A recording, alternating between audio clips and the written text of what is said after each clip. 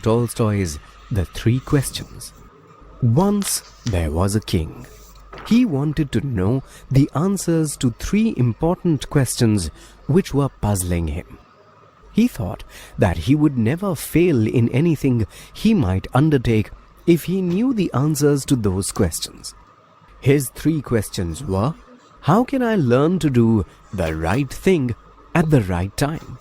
Who are the people I need the most to help me with the work?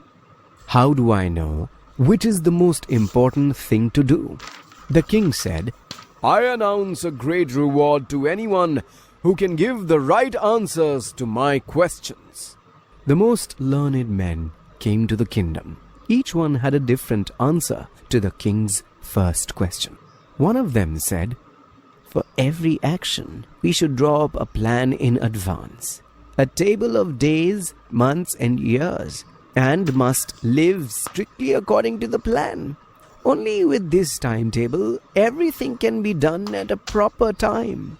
Another scholar declared, it is impossible to decide the right time for every action. If you avoid getting absorbed in idle pastimes and attend to all that is going on around you, you can manage the most important task. The third scholar said, however attentive the king might be to what is going on, it is impossible for one man to decide correctly the right time for every action. I think that the king should set up a council of wise men who would help him to fix the proper time for everything. Some scholars contradicted this and said, some things might demand immediate action.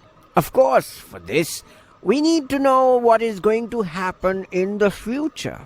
Only magicians can tell the king what is going to happen in the future. Therefore, one must consult them. Equally various were the answers to the second question. Some said, the king needs his counselors the most. Some said doctors. Some said priests, while the others said soldiers. The answers to the third question were even more confusing. They ranged from focusing on science to warfare to religious worship. The resulting confusion led the king to meet a hermit who was widely known for his wisdom. The hermit lived in the woods and never met anyone but common people.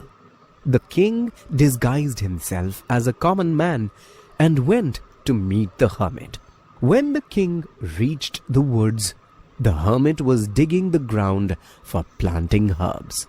Seeing the king, he greeted him and went on digging.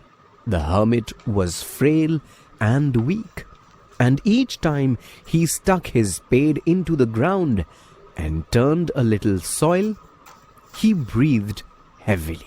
The king waited, but the hermit continued to work.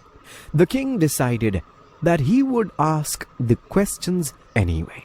I have come to you, wise hermit, to ask you to answer three questions. My questions are, how can I learn to do the right thing at the right time? Who are the people I need the most to help me with the work? How do I know which is the most important thing to do? The hermit continued digging without giving answers to the king's questions. He looked terribly tired. The king said, you look tired. Can I help you? And took the spade from him and started digging. After he had dug 2 beds, the king repeated his questions. The hermit gave no answer. The king went on digging. The sun was sinking behind the trees. They suddenly heard footsteps. Someone was running towards the hermit's hut. He was bleeding from a large wound in his stomach. He fell, fainting on the ground, when he reached the hermit and the king. They took him inside the hut.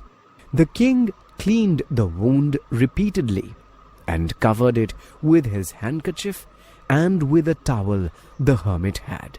The blood stopped flowing after a few hours. But the king and the hermit continued to take care of the wounded man all night. In the morning, when the man awoke, he stared at the king for a few seconds. He was overcome with shame when he realized it was the king who had saved his life. "Forgive me," cried the man when the king looked at him. "I have nothing to forgive you for." "Who are you?" said the king. "I am your enemy from the neighboring kingdom, who had sworn to kill you because you had killed my brother in a battle. When I heard that you were coming to meet the hermit in disguise, I followed you so that I could kill you. Your men, however, caught me and wounded me.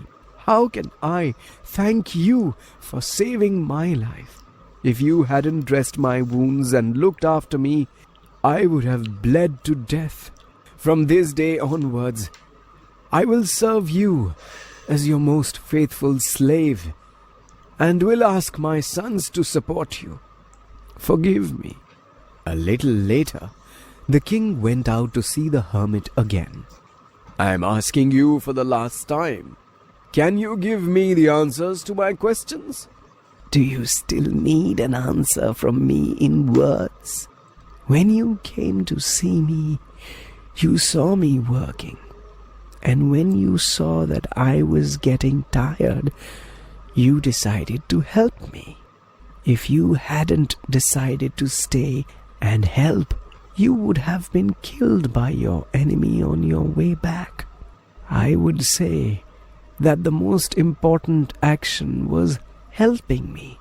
The most important person was someone whom you were helping, me first and the wounded man later. If that man had died, he wouldn't have made peace with you. Therefore, the most important time is always now. The most important person is the one who needs your help. The most important action is to comfort the person who needs help.